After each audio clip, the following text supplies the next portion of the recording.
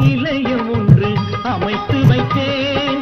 ஆனந்த நிலையம் ஒன்று அமைத்து வைத்தேன். அதில் அன்போடு நீ வந்து அமர்ந்து கொண்டாய்.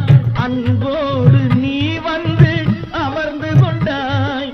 ஆனந்த நிலையம் ஒன்று அமைத்து வைத்தேன்.